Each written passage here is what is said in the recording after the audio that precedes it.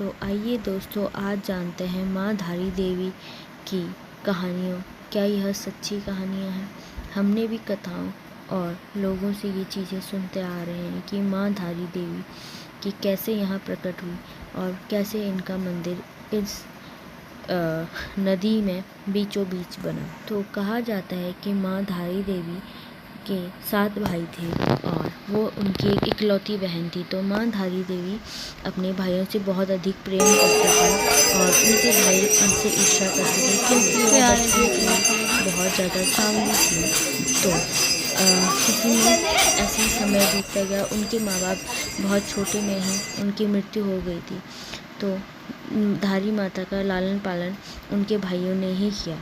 तो जब उनके भाइयों को पता चला कि उनका मौत का कारण उनकी बहन बनेगी, तो जब उनके ऐसे करते करते उनके 5 भाइयों की डेथ हो गई, तो जब 2 भाई उनके बच गए थे तो उन्होंने सोचा कि कहीं ना कहीं वह रहस्य उनके लिए ही बहुत ज़्यादा हानिकारक हो रहा है। तो उनकी बीवियों ने और उनके भाइयों ने एक योजना बनाई कि हम इन्हें मार देंगे और फिर सब सही हो जाएगा।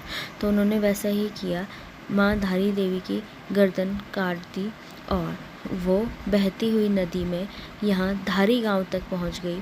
तो जहाँ से धारी माता एक पंडित जी को मिली एंड उन्होंने उन्हें अपनी यहाँ स्थापना करने को बोला।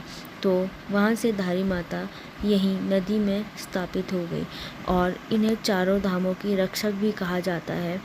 एक बार जब माता की मंदिर को यहाँ से कहीं और शिफ्ट करने की सोचा था, तो उस टाइम पे केदारनाथ में बहुत ही भयंकर प्रलय आ गया था। तो उसके बाद से कहीं और सोचा ही नहीं। धारी देवी में माँ के दिन में 3 स्वरूपों का आपको देखने को मिलेगा। पहला आपको बालक अवस्था में मिलेंगी, दूसरा आपको थोड़ा युवा अवस्था में मिलेंगी और तीसरा है आपको बुजुर्ग महिला के रूप में आपको यहाँ धारी देवी के 3 बार आपको दर्शन मिलेंगे। तो चलिए बोलिए धारी माता की जय। जितने मुझे पता था उतना मैंने आप सब लोगों के साथ शेयर किया है, तो प्लीज़ सब्सक्राइब करना ना भूलिएगा।